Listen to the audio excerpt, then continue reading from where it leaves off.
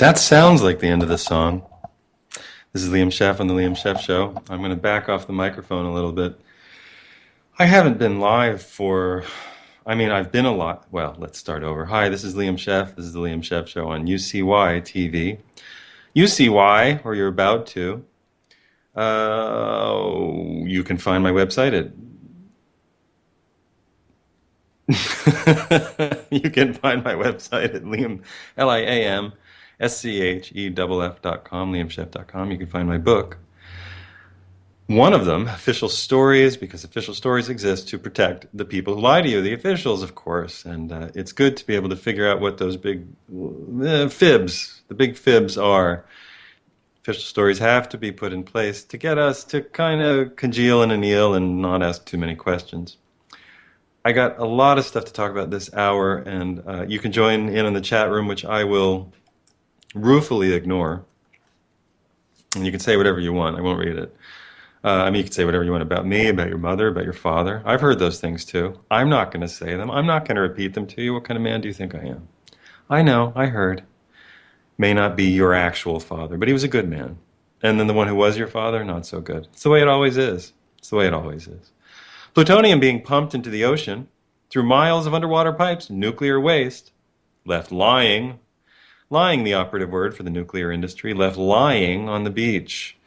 Kids playing on sand where machines scoop up plutonium each day. Alarming test results, 1,000% above legal limit. Let's look at this from ENE News. No, we're not going to spend the whole time talking about Fukusal Shima. We're going to talk about the history of oil drilling. Why? Because people don't understand how oil drilling works, and I didn't either until I spent a month doing nothing but read. I've spent years learning about it, and I still didn't understand the oil industry because nobody does nuts and bolts. We should be learning this in the 8th grade when we learn everything else that's important. Everything I needed to learn, I learned in kindergarten. Go screw yourself. We learned it about the 8th grade. The 8th grade, by the way, when I give talks, I always shoot for about an 8th grade level.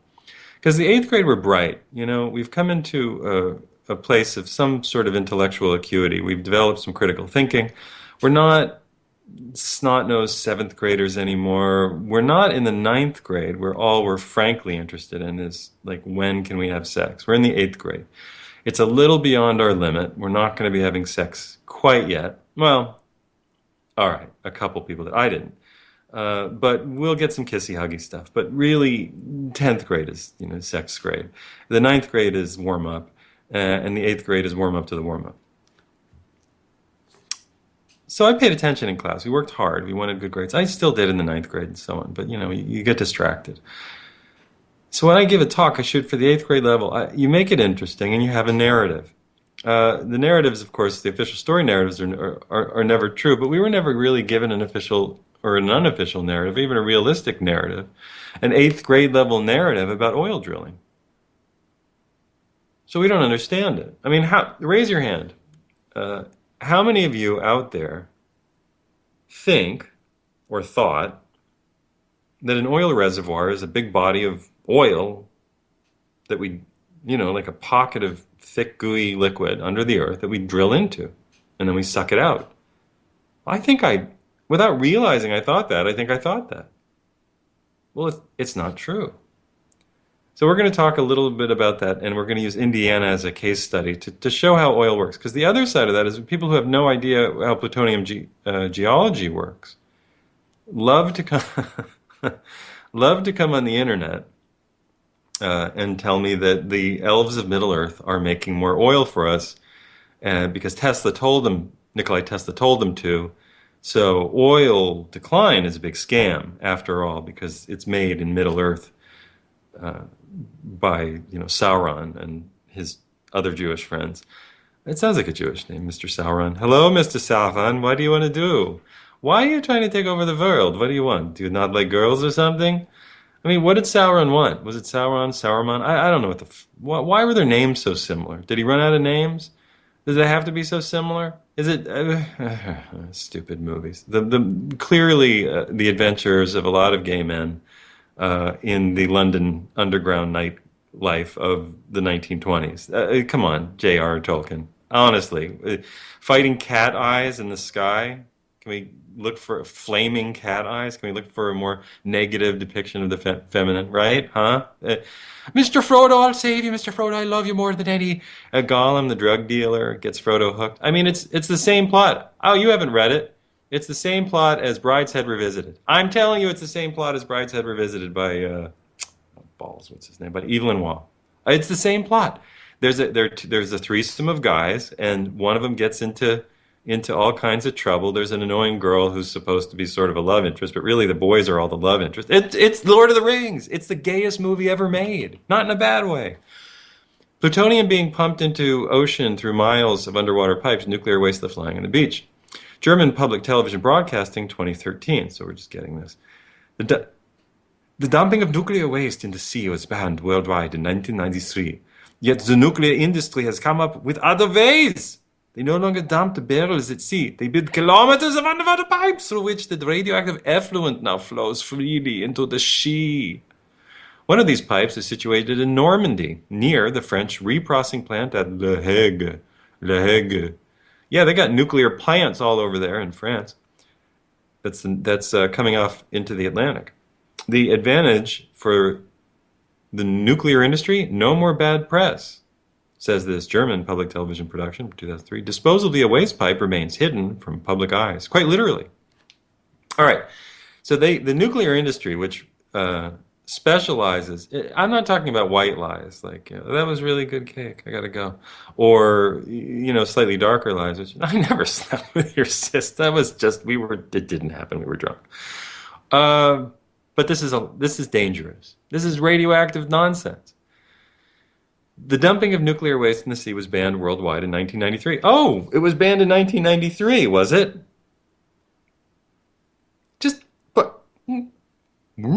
Pause. Let's pause for a second. Let's pause to consider. It took from 1945, the year of the Manhattan Project, to 1993 to ban the dumping of nuclear waste. Well, of course it did, because we were still blowing up nuclear bombs in the sea at that point. Yeah, I promise to continue to blow nuclear bombs up in the ocean. Thumbs up. It's sort of like a dying Bill Clinton saying that. I don't remember how. Monica, I don't remember. Now I'm confused. George Bush. They're all the same guy. The dumping of nuclear waste in the sea. 400 kilometers from The Hague, as well as Holland and Deutschland, über alles, we find iodine 5-fold higher tritium value than reported by the operator of the nuclear plant, Aureva. Riva. It's now obvious why citizens take their own measurements. A molecular biologist says, I don't know where this molecular biologist is from, or also molecular biologist. Try to say that 3 times fast. Molecular biologist, molecular biologist, molecular biologist. The radioactive toxins accumulate in the food chain. This little worm can contain, I guess they were holding a little worm, 2,000 to 3,000 times more, God, I'm hoping that wasn't his penis, radioactivity than its environment. It is then eaten by the next biggest creature, and so on. At the end of the food chain, we discovered damage to the reproductive cells of crabs. Your worm gave me crabs. These genetic defects are inherited from one generation to the next. When aliens come down and they listen to, and they will, of course, listen to this broadcast from UCY TV, it's the Liam Scheff Show, and they'll say, well, at least when they were dying, they had a sense of humor. Silly little monkeys. I don't know why they talk like kind of in a feat John Gilbert. Well, I don't know why. We're the aliens from another world. We speak with an accent as though we'd studied the Royal Academy of Dramatic Arts. We discovered damage to the reproductive cells of crabs. These genetic defects are inherited from one generation to the next. Go ask your mother. Cells in humans and animals are the same. The second disposal pipe for Europe's nuclear waste is located in the north of England. Woo-hoo. Won't get fooled again. Radioactive pollution comes in from the sea. Their houses are full of plutonium dust. The pipe from Sellafield is clearly visible only from the air. Nuclear waste is being dumped into the sea in England. Operators argue that this is land-based disposal. It has been approved by the authorities. Official stories exist to protect officials. Plutonium can be found here at this beach on a daily basis. The toxic waste returns from the sea. It leaches out, dries, and is left lying on the beach. The people here have long since guessed that the danger is greater than those responsible care to admit. Every day, a small excavator removes plutonium from the beach. In recent decades, the operator of the nuclear plant at Sellafield has tossed more than 500 kilograms. It's like 1,200 pounds of plutonium into the sea. We take a soil sample. The results turn out to be alarming. The amount of plutonium is 10 times higher than the permissible limit. You're listening to the Liam Scheff Show on UCY TV. UCY? Let's talk about teeth. Okay, so I gave up eating flesh for the most part, although a little snuck in here and there when I was about 19. And I just got tired. I got tired of the whole cutting animals into pieces with chainsaw games. Now, I don't think I had a very healthy diet for a while. I ate breakfast cereal and like tofu hot dogs because I was lazy. A lot of carrot juice because it was cheap. I was in California. It was really cheap. So my skin was pretty beta keratinized, like somewhere in my like mid-20s. Kind of like an insta-tan all the time. And then I got back to my macrobiotics and I got healthier and healthier and healthier. Okay, it took me a while. I rounded 40 and I probably started to feel a little bit deficient. Before that, I don't think I really noticed anything, but I think that I probably used up some mineral stores. I stopped eating seaweed enough, and maybe I was too fussy about, I don't know. I think I don't like eating mussels. Like, I think the way that we eat meat in America really isn't the way to eat animal food anyway. I think you're supposed to take the animal and take out the guts and then cook everything else in a pot, and everybody gets a little bit of that. I mean, everything: the kidneys, liver, some of the muscles and the bones. Sorry, I was trying to remember the bones. I think you're supposed to cook the bones for the calcium and the minerals, the magnesium, the iron, some of the other stuff, the collagen, some of the other stuff that's hard to get. You can get it, but it's hard to get. Now, I've worn away some of my teeth, and I've never had a significant cavity. I don't have any fillings. That's pretty good for 44. But I've definitely worn away, and I've ground or grinded my teeth since I was. Well, I remember the first, you don't know until you're having sex and then sleeping with somebody, and they go, "Wow, you grind your teeth in your sleep." I do. What? No, I don't. Why would I do that? Why? Because life was stressful, because I was just one of those things, because some people do. And I've definitely worn away some tooth. And because I push on my teeth, it pushes out the gums, and I've definitely worn away some gum. And now it's starting to be noticeable, and it's a little bothersome, a little worrisome, because my gums are pretty high on about 4 teeth. So I went to my friend who used to run a Weston Price chapter, and I think Weston Price stuff is nutty. I think they have 3 good ideas, and then they go nuts. And their 3 good ideas are what I'm going to tell you. I already told you. You cook whole animals. I think you're supposed to cook small animals. I think we're supposed to be cooking rabbits and guinea pigs and iguana and whatever little things we can catch in an area. That's what I think. Why? Because they're easy to catch and they breed like crazy. They breed like wildfire. I just call it basic economics. I think we're supposed to eat what's not hard to catch and which breeds easily and eats low in the food chain. All right, so all of you paleo people and you Weston Pricers who think that you're supposed to be eating cow kidneys 8 days a week, I don't know why you think that. It's hard to breed cows, and in the ancient world, cows were valued as tractors and transportation, and you would till fields with them. I mean, you couldn't just... You had a lot of small animals, and if you overhunted, you ran out of them. So you had to go, even to smaller animals. I just don't think eating really big animals on any kind of regular basis is a good idea. But I'll have a little bone broth this week, and next, and next, and next. And in the end, I'll probably have to start making it myself from, mice or lizards or iguana. Or, rabbits or guinea pigs. I mean, they breed like crazy. I know they're nice animals. I don't like eating animals. I don't want to just chop them up and eat their muscles with ketchup. I'm talking about bone broths and this sort of thing.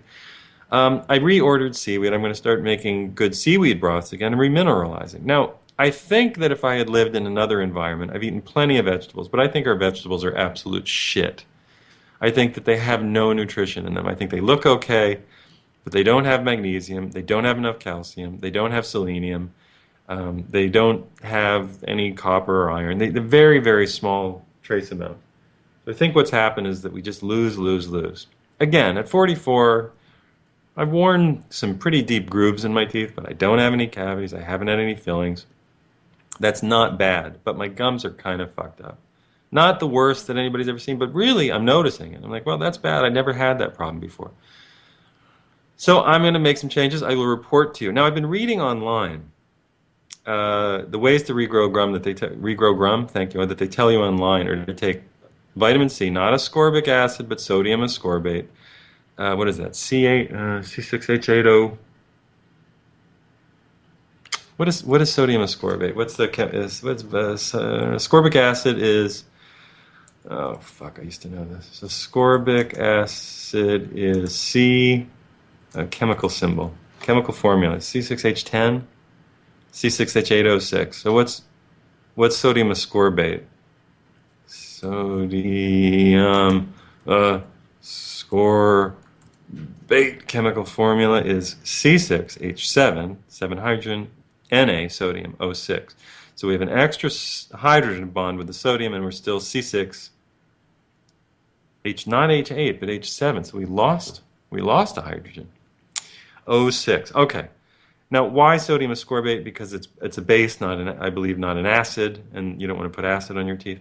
I did drink a ton of vitamin C for years, a while ago, and I noticed it hurt my teeth a little, so I stopped. So I'm probably a little vitamin C deficient, even though I eat fresh fruit, and I'm probably a little calcium deficient. So I'm going to do the bone broth, but then I'm going to get right back to the seaweed, and I'm going to try to get back to burdock, and you just get lazy. Like I just buy organic carrots, and you know where they're from? Where are they from? Do you guys know? Why can't I hear you? Oh, it's a radio show. The carrots are all from Fucalifornia. They're all from Fucalifornia. They're all from California. I went to I'm in South Florida. I went to the Whole Foods. I know. I hate it too. Why do they call it Whole Foods? Tangent number 6. Why do they call it Whole Foods? We'll get back to it. I'm talking about teeth, talking about calcium, and we're going to talk about oil. I know. Why do they call it Whole Foods? Why don't they call it processed foods? Hey, welcome to processed foods. 70% of our stuff's organic. Welcome. That's all. Just call it processed foods. 70% of our stuff's organic. That's okay. It's fair. It's advertising. How about overpriced processed food? 70% organic. Some of it's non-GMO. We try. That's all. All I want is some truth. God damn it. Well, maybe not too much. Enough. Just some. A little truth in advertising. A little bit. A little bit more. Tell me that what did John Lennon say? All I want is the truth. I'm tired of black. But he was no better. He used to hit his wife and cheated on her with whatever. And I don't even believe it's cheating. But it wasn't very nice of him. You know, he didn't exactly have an open relationship. He abused his first wife. He was not a nice guy to her, Cynthia. And I know he wrote about it and he confessed, and everybody considered him a great genius. He's a great songwriter. You know, just a great English poet, John Lennon, but not a prince among men. Let's not kid ourselves. All right, so working on the teeth, I go to Whole Foods, and I'm going over through the organic section. The turnips, which I would like to eat, and the beets, which I would like to eat, are, $4 and $5 a pound, which is not going to happen on my budget. Well, I don't know what to tell you. I don't know what to tell you. I couldn't afford it. So and then you know what it says? Organic from Fucalifornia. Everything's from California. I'm in South Florida. What, Georgia's not next door? South Carolina's not next to that? Central Florida's not here? We don't grow food? Why aren't we growing food? Motherfucking aunt and uncle.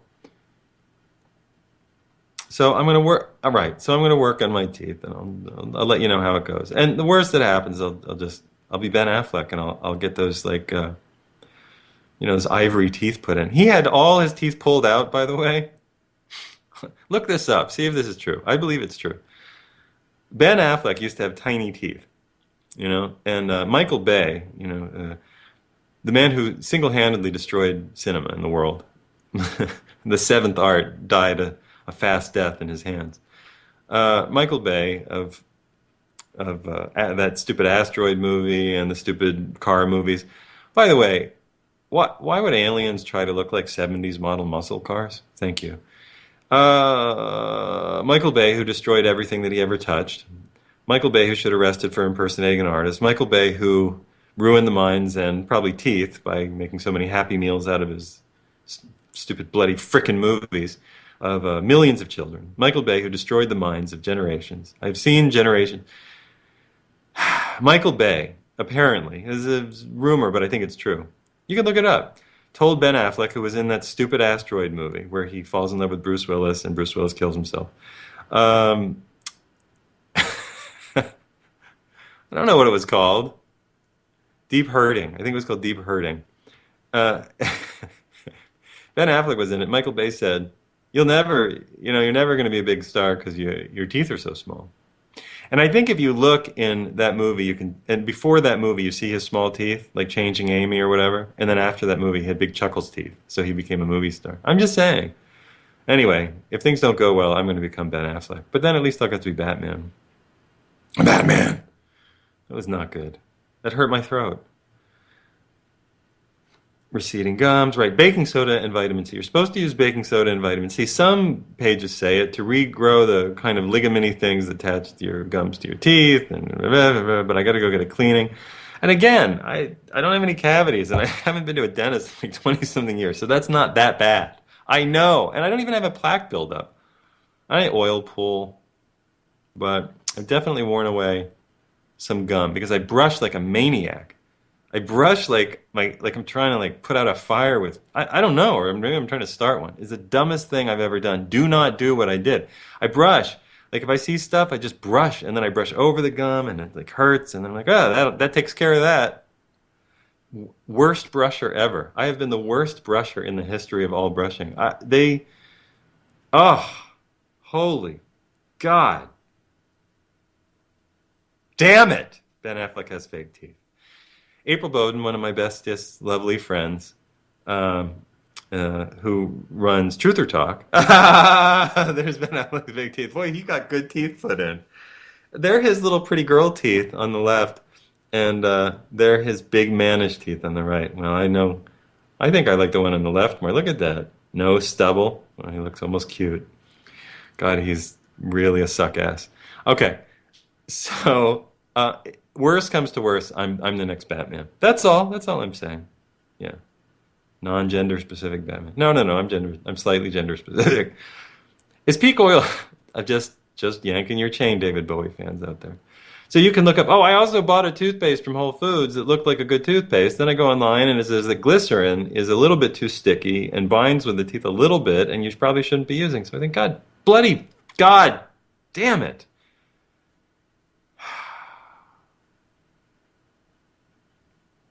You're listening to the Liam Scheff Show on UCY TV. In the background is my good friend, the very attractive redhead, April Bowden, Mrs. Anderson, who's my dear friend who has a lovely kid who has my mother's name, which is weird. It is weird. It's like that movie Looper, but I hope I don't have to kill him. Well, I won't even invoke that. Why did he have to kill himself at the end? Why? I don't even understand that ending. Did you ever see the movie Looper? All right, so number one, it stars Jason Gordon-Levitt, and he's running around trying to be Bruce Willis, but he looks like he has some sort of Tourette's syndrome. It's iffy, and I like Jason Gordon-Levitt. He's all right. I don't know him, but whatever. He's all right in the movies. He is. He's okay, and he just seems like kind of one of us. Like he would probably get it. You sit down, he said, the 9/11 thing. He'd probably, yeah, I know. And I'm an actor. There's nothing I can do about it. But he's trying to be, and I like Bruce Willis too. I'm sure you could sit down with Bruce Willis and say, dude, come on, watch the movie. Watch the thing fall down. Yeah, I know. There's nothing I can do about it. I'm an actor. There's nothing I can do. And he's trying to be Bruce Willis. And then at the end, to stop the cycle, so there's this kid who has magic powers. And I would just shoot the kid. Like, you're going to ruin everything. That's enough. Go. But he shoots himself just to save that actress who I like, who's really pretty, even though she's kind of looked white trashy in that movie. Why does oil run out? Why does oil run out? DallasNews.com. Let's try to get a date on this. 2015, January 2015. Just as quickly as it emerged, the oil boom is crashing. Now, this is a Dallas paper. They ain't got nothing to hide. I mean, this isn't USA Today, like, seizing on some notion. This is Dallas saying, shit. Drilling budgets across Dallas and the world are being slashed. Oh, sweet child of mine. Crude prices today are almost 60% lower than they were 6 months ago. That's the last time the world saw such a rapid descent was the financial crisis of 2008. Well, then it popped up e-brains to $140 a gallon. So why do we think in 15-minute increments in the market? Before that, it was 1986 when 2/3 of Texas drilling rigs shut down in 2 years' time. It's a sharp turnaround for the Texas oil industry, which in just 5 years tripled its production and drove hundreds of billions of dollars into the economy and destroyed entire towns, water systems, water tables, did fracking all over the place. For decades, Texas had slowly disappeared from the world market. Why? The big companies were chasing oil buried under ocean floors off the coast of Russia and Nigeria and thick tar-like crude in Western Canada. Why? Why? Why had Texas been disappearing? Why? We just didn't like it anymore? They had great oil and we didn't know about it? No, stupids. Not you guys, but the people writing this article. Because they ran out of the cheap stuff. So oil doesn't exist. Oh, you thought I lost the thread, but I didn't. Maybe I did for a second. No, I really didn't. Oh, by the way, if you have any tooth tips or anything that you can tell me, gum regrowth, all that kind of stuff, I'm doing everything that you're supposed to do now. Like I'm making love to fish. That says that in the Weston Price thing. Have sex with a fish, then eat its kidneys, and then defecate it, and then throw the defecation at a cow. That's all in Weston Price's book, Healing Naturally with Weston A. Price. And then you're supposed to eat some egg yolks. So I got some eggs from an anaconda chicken. It's called anaconda chicken or something like that. Anyway, it's a wild hairy-legged chicken, so I thought that's fine. And I feel good about that because I don't have to kill an animal. And I don't like eggs, but whatever. I'm not eating the whites. I'm eating the yolks. Why? That's what all the vitamins are. The whites are just protein. I can get protein from anything. I can get protein from making love to a fish. Liam Scheff makes love to fish. If I ever ran for office, and I never will, never would, Liam Scheff. He makes love to fish and defecates them and throws it at cows. Liam Scheff can't be trusted with fish. So why did we stop drilling for oil in Texas? Because it fucking ran out. Okay, we think that oil is in these big lakes underground. It's all in rock. It's in porous rock. That's where it is. And they stopped. You drill down into porous, hard rock. Now, this rock was sandstone. It was sandstone. You can flake it apart with your fingers. It was genuinely sandstone. And in that sandstone was dead stuff. Moss and algae and dead stuff at the bottom of seas in a period of time where there was very, very little oxygen on a very hot planet. Like tomorrow. I mean, really, like the tomorrow that we're inventing in our oil world. You see these algal blooms bursting forth all over the world in the Great Lakes and in oceans and Sargasso Sea, all over the place. Well, that's because we're starving there's very little, there's less oxygen in the ocean, there's more heat. And whether you believe the carbon dioxide or not, there's more carbon dioxide absorbed into the ocean, there's more methane absorbed into the ocean. It's a perfect breeding ground for algae and plankton that don't give much of a damn about oxygen. They can live on other things. Or very low oxygen. They breed like crazy. All right, so these things then fall to the bottom and die, and because they're not digested by other bacteria because there's no oxygen around, so the oxygen digesting bacteria don't do it, and they're compressed in the sand. At least that's the story, and if you have exceptions with the story, that's fine. I don't care. That stuff is then compressed in the sand. It's not like a layer of cream cheese. It's compressed in sand. Sand is all around it. It's buried in sand. And we're talking about miles of this stuff. Miles of this stuff. Not a meter, but miles of this stuff. And then it's compressed and compressed and compressed. Or maybe kilometers, or maybe meters and meters and meters and meters and meters and meters. So this stuff is compressed and compressed. And we're talking millions of years of time. And the stuff, for whatever reason, shallow seas descend into deeper seas. And I do not know why. And I know I'm supposed to believe in the theory, it's not a theory, of plate tectonics in which the world is growing, but also shrinking at exactly the same rate of speed. We don't know where it's shrinking, but we know that it is, but it's definitely growing. Maybe the Earth is just growing. Maybe it's heaving a sigh of relief. I don't know. I wasn't here when it was born. I didn't invent it. But through whatever Earth changes happen, shallow seas become desert plains. And now in the desert plains, you can drill down and you can get access to those compressed layers of algae. Voila. And they're damned compressed. They're because they have like, remember when your big brother would sit on your stomach or you would, where your friends would pile on? Remember what you felt like your insides were going to burst out of your eyeballs? You were going to die. Okay, now put yourself under 3 billion tons of rock. Well, that algae is, and we don't think of it as having feelings or stomach or anything, but it's under 3 billion tons of rock. It's under intense heat and pressure. It's altered. It's not a pool of algae. It's pockets in pores of sandstone, compressed, compressed, compressed. On top of that is some silt, some clay, and it eventually migrates up and hits a layer of rock that it can't, you shall not pass. It can't get past it, because the pores are too small. It can be a shale, it can be a silt, a clay, something like that. It's a capstone. But it's migrating through tiny pores. It's not like molten lava pouring. It's migrating through pores slowly. Oil moves slowly, slowly, we turn. Now the petroleum geologists come along and they say, "Oh, look at that. I see a that's a bloody good place to drill. I see a salt dome over there. Oh, there must be some oil." And they drill a hole down into this compressed stuff. And it's under so much pressure from above, the sides, and below. There's water below pushing up. There are often pockets of natural gas, huge pockets of natural gas that zoom up the drill hole as soon as it's made. And the oil released for millions of years and billions and billions and billions and billions and billions of pounds of pressure explodes upward and you have an oil geyser.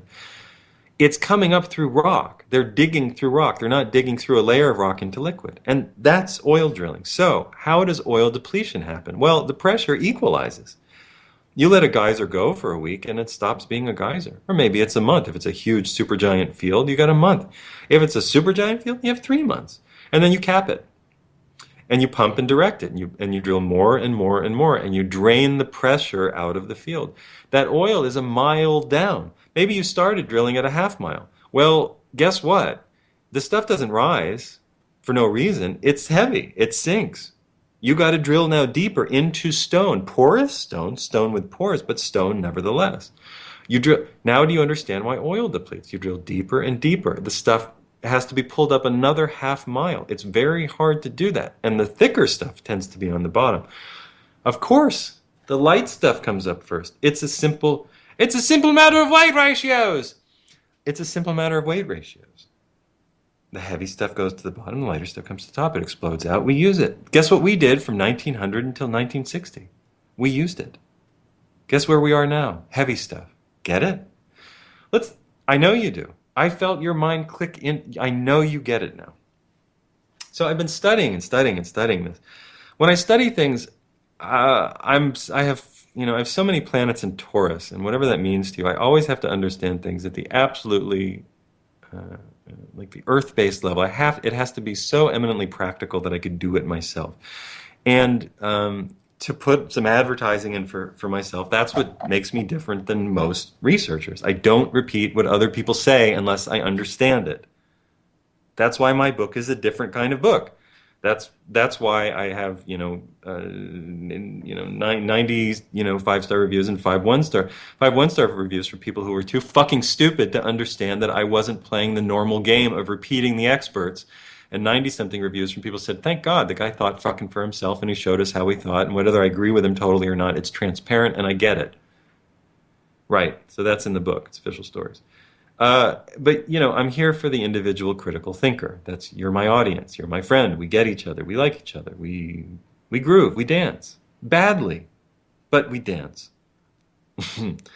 So oil comes up through rock, and you got to go down further and further and further. And guess what happens when the pressure comes out? Well, the oil doesn't just seep up because you want it to. It climbs down. And if you want to get that heavy stuff out, you have to do all kinds of magic tricks to pull it out of the ground.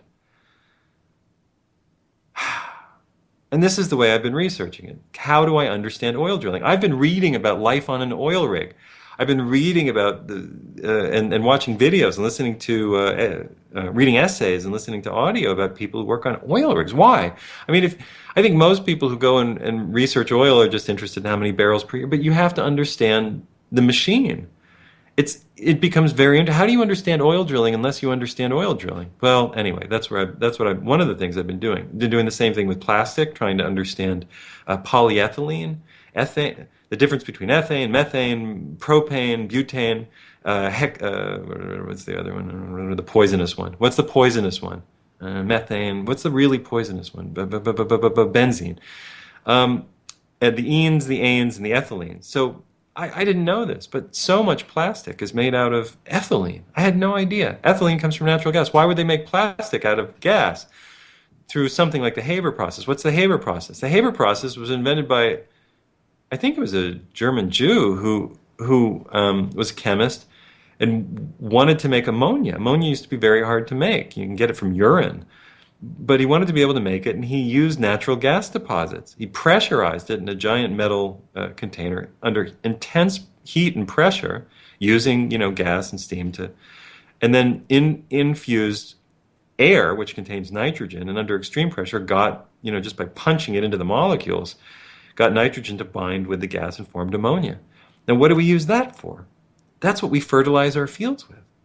That's what we fertilize our fields with. We fertilize our fields with gas, natural gas. But using the Haber process or something like it, we can punch other molecules into gas. And gas is a lighter molecule than the stuff you get out of oil, and it's easier to use, so you can make light plastic out of it. Most of our plastic bottles that we drink out of started as gas. I didn't know that, but I researched it and it became very interesting. Gas goes away very quickly. Gas doesn't seep slowly like oil. Gas rushes through the pores under the earth. When they say we have 100 years of natural gas, they're not just lying to you, they're lying to themselves. Now, Indiana, we were going to talk about oil in Indiana, and this is a telling story. American Oil and Gas Historical Society, AOGHS.org, presents Indiana Natural Gas Boom. If you go to AOGS, that is bloody awful.org, states Indiana Natural Gas Boom. Just look up Indiana Natural Gas Boom on the Giggle machine. And there are photographs of streets in Indiana being lit by open gas flames, orange light up and down the street. That's not dangerous. Indiana communities took pride in what they thought to be an unlimited supply of natural gas. Indiana lawmakers banned these flambeaux, or flames, lights in 1891, becoming one of the earliest states to legislate conservation. But did it help? Let's put some dates on this. Late 1880s. That's the beginning. In the I'm reading again. I'm going to read from this. You're listening to the Liam Scheff Show. Go buy my book. In the late 1880s, discoveries of natural gas, now or after the show, it's on Amazon. It's on Kindle, and I have a funny novel, too. In Eaton and Portland, ignited Indiana's historical gas boom, which would dramatically change the state's economy. The Trenton Field, or as they would say in New Jersey, the Trenton Field, as it would become known, spread over 17 that's how they would say it, Indiana counties and 5,000 square miles. 5,000 square miles. What is that? 10... one side, 50 on another, which is 10, 20 on one side, 40 on 800. No, I didn't do that right. Divide by, what's the square root of 5120? Come on, somebody. Bueller. 5 times 5, 10 times 500. 200 times 200 would be 4,000. 200 times 200 would be 4,000. 200, 3,000 would be 250 by 250. So 250 miles by 250 miles, I think. No, is that wrong? What would that be? All right, 500 by 10 would be 5,000. So 250 by 250. Just somebody add it together. Somebody multiply. Do the multiplication and tell me. Anyway, 5,000 square miles. It was the largest natural gas field known in the world. Within 3 years, more than 200 companies were drilling, distributing, and selling natural gas. Within 3 years, more than 200 companies. That ain't... okay, that's what we call a genuine boom, right? I mean, does it remind you of anything? Maybe .com. I mean, we weren't around for tulipomania, right? So we don't know what that is. No, it's not 250 by 50. That's 60. That's 62,000. Fuck it. I don't know. It's not 25 by 25. That would be no. 25 by 10. I mean, 25 by 10 would be 250. 25 by 100 would be 2,500. 25 by 2. Oh, screw it. In 1859, the same year that Edwin Drake drilled the country's first commercial oil well, in Titusville, Pennsylvania, there were already 297 manufactured gas, known as coal gas companies in 33 United States.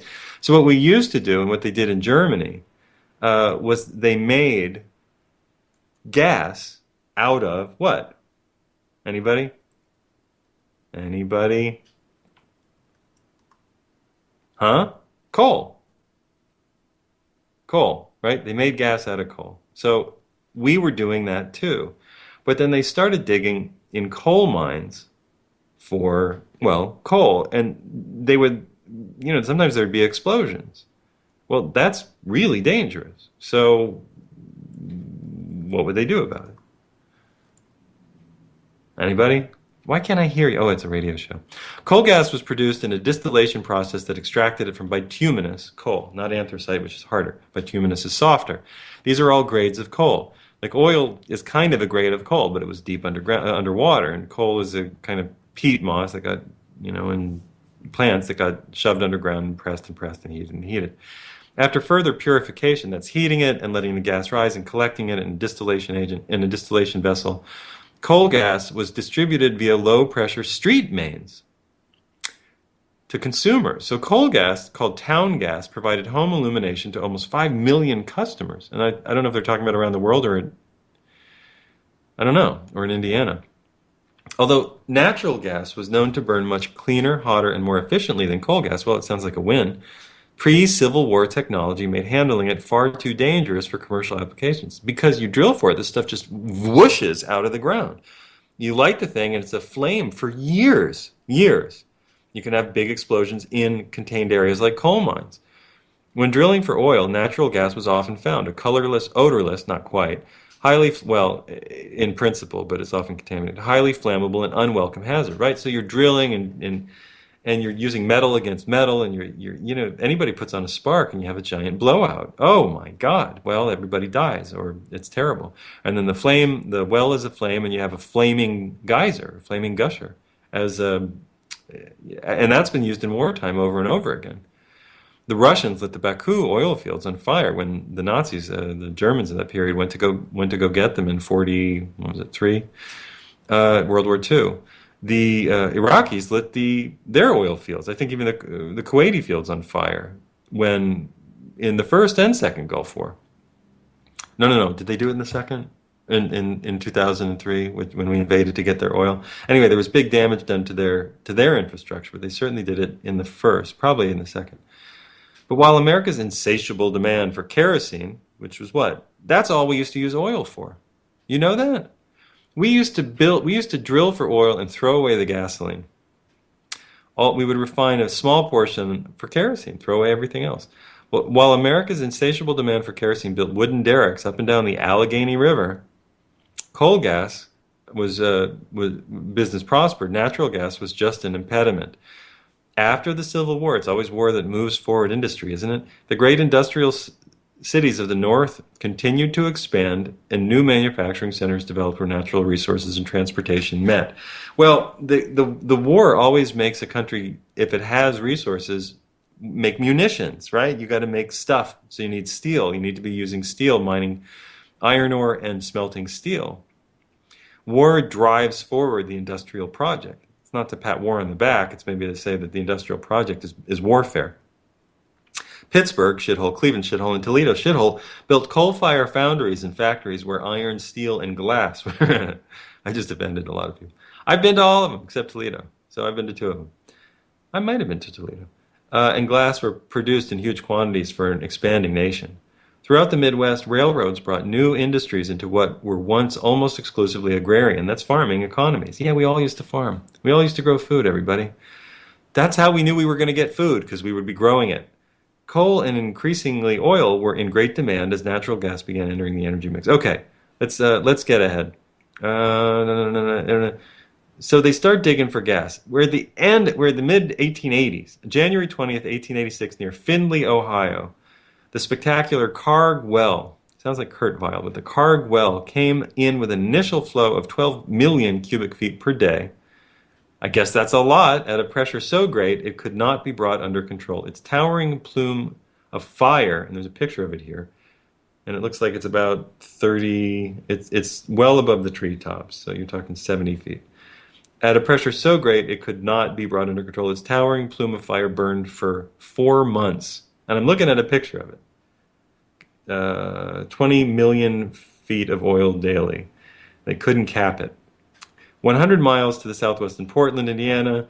Some other people were looking, and they realized that this giant 5,000, which is 500 times, which is 200 times 25, 5,000, 200 times 25, 100 times 50, 200 times 25. Okay, I'm getting it now. 300 times, 400 times 12.5. All right, whatever. Eureka Gas and Oil Company raised additional funds to drill another well a half-mile away. Drilling continued until a sudden and continuous rush of gas scrambled the crew to extinguish any source of ignition. Okay, what they realized was they had 5,000 square feet. They had this giant area of gas. So what did they do? All kinds of businesses went there. They were giving away, that people would buy gas by the year, not the month, not the day, but by the year, not the square meter or whatever, but by the bloody year. How much you want to, okay, buy a year's worth of gas, $10. Okay, no problem. So companies, dozens of glassworks, metalworks opened up. Let's see, lured by generous incentive, 162 factories were built in Indiana, creating over 10,000 jobs by 1890. So we're talking mid-80s, 1886 to 1890s. Is this fast? Among these new industries were tin plate mills, so tin in Anderson, Gas City, and Elwood, as well as Gas City, so that's a boom town, right? As well as 21 new gas factories. Ball Brothers Gas Manufacturing relocated to Muncie, Indiana, from Buffalo, New York, where they had been mercilessly made fun of for their last name. As the gas boom continued, the Ball brothers continued to make love to fish and throw it at cows. Communities took great pride in what they thought to be their unlimited supply of natural gas. Does it sound familiar to anybody? We'll never run out of oil. Estimated production in 1890 was almost 400 billion cubic feet. That's a lot of gas. It became fashionable to erect arches of perforated iron pipe and let them burn brightly day and night for month after month.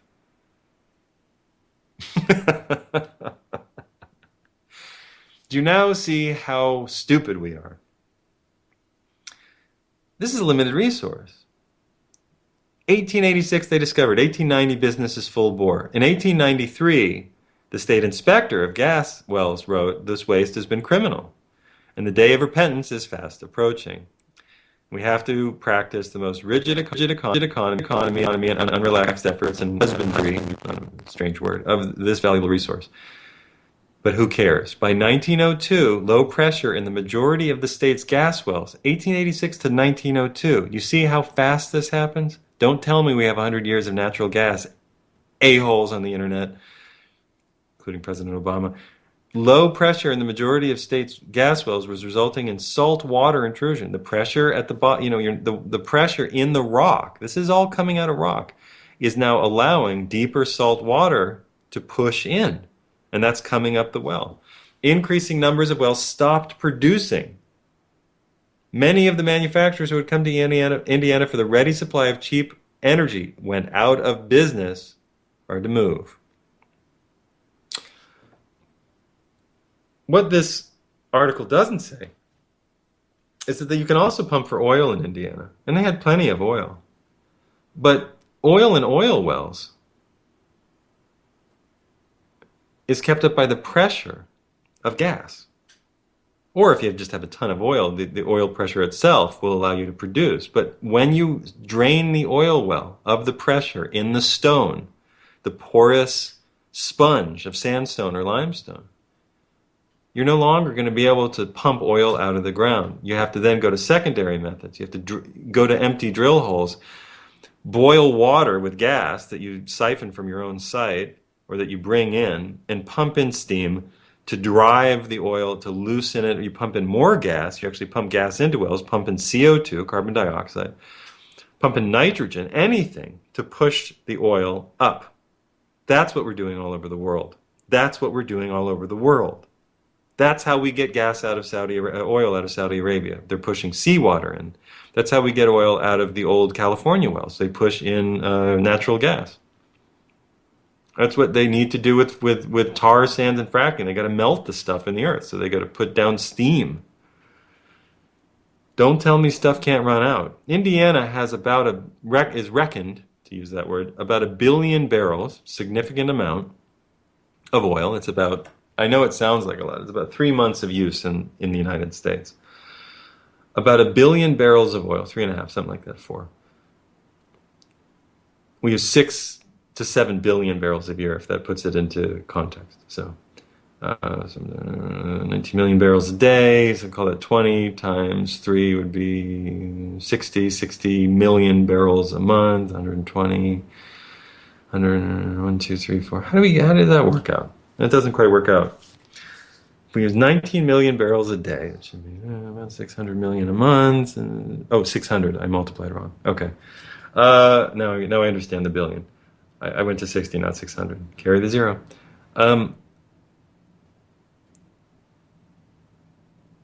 Stuff can run out. The gas pressure is not going to push the oil up. So Indiana has about 1 billion barrels under the ground. And guess what? They're returning to try to get it. Here is an article from Investors Business Journal, IBJ. IBJ? Whoa! IBJ.com. Who chose that? Hi, I'm IBJ.com. So they're saying that they're pumping in that, you got to have a couple $100,000 to buy in, and hey, guess what? We're pumping 60,000 barrels in what, a year? Remember, the United States uses 19 million barrels a day, and we're talking about 60,000 barrels or a couple million barrels a year. They're quite literally talking about millions of barrels per year.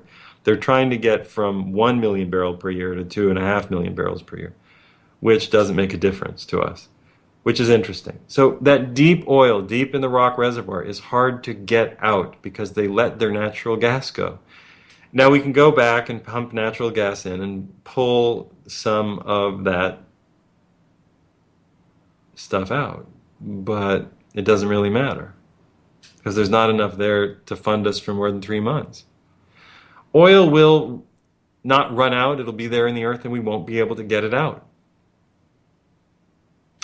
And I think until you understand that, and you're welcome, by the way, thanks for joining me on this journey of excitement and fun, nudity, fish lovemaking, and cow throwing, bone broth shucking and jiving, rabbit eating, grasshopper eating, an hour of the Liam Scheff Show. What haven't we done? I want you to now understand that oil is in porous rock. Shale, by the way, fracking oil is not in porous rock. It's in dense, non-porous rock. That's why they got to blow up the ground to suck a little bit of oil out. That's how desperate they are. So don't tell me the shit doesn't run out. It essentially runs out.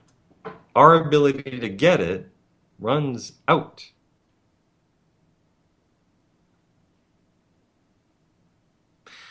Let's give a plug to my good friend, April Bowden,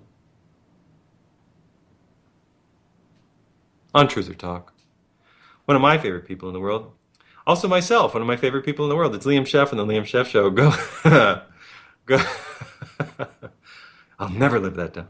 Go buy my book. Please support independent journalism. Tell your friends about it. You can sign me up for a talk on your radio show or in your town. Yes, we're talking about food, relocalization. That's the moral of the story is grow food, bitches. Grow food. That's where we live. Go food, friends and enemies. Go grow food, everybody. Grow food. That's where we live. That's the only thing that matters. Grow food.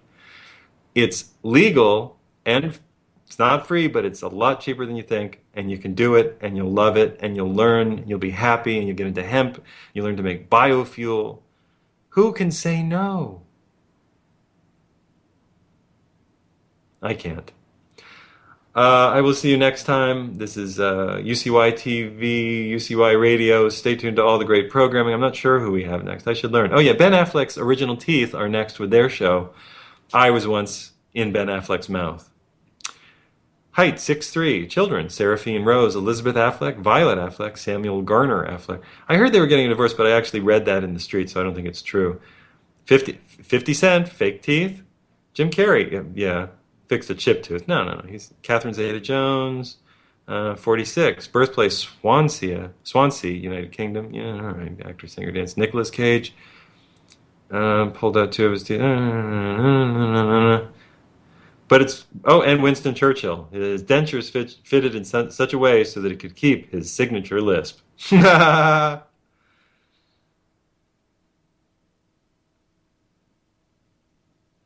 think that's the end of the show. I'm serious. I don't have anything left. Just more self-promotion. On next week's show, Liam, did you really make love to that fish and defecate it and throw it at a cow? Why, I'll never tell you, sir. Never. It's none of your business. On next week's show, I'll tell you why I still don't think monogamy is a great idea unless you really, really want to, in which case I don't think it's going to work out for you. And I'm not trying to tell you to be a slut. I'm just trying to tell you to relax and grow food. And what else will we cover? Oh, yeah. I'm writing a script for a video. I'm writing a script for an animated video, and I will give you a teaser in the Fire Cat. I will give you a Cat Stevens, a look under the skirt of the creative process of my kind of fuzzy legs. I will give you a look. Why is that not attractive? I don't know. I mean, how do women, by the way, tolerate men's fuzzy legs? Because fuzzy legs are not that attractive. I don't really get it. You guys must have a lot of estrogen. You have to have so much estrogen to like hair on a chest or hair on a back. Like what? You have to have a lot of estrogen. Because I'm kind of fuzzy, and I've occasionally been with girls, maybe like 60, 70, 80 times, something like that. And I'm like, I'm sorry, I'm so fuzzy. Like, no, I like it. I'm like, you're fucking sick. Why would you like that? Girls are weird. Girls smell. Girls are poopy. Let's not invite them into our club. All right, we love women. We love everybody. I got nothing left. I ran out early. See, I was talking to Jules before, and she's like, get the fuck off the air at 59 after the hour. I'll kill you. No, she's so nice. She never says anything like that. She's a sweetheart. You don't even know how hard she works. I'm serious. I'm on a couple of networks, and I've never seen anybody work. And I'm not saying Chris Geo doesn't work hard, because he does. But, geez, Jules, like, programs everything. Jules oh, that's it. See? I'm out. I love you guys. Sorta. Bye.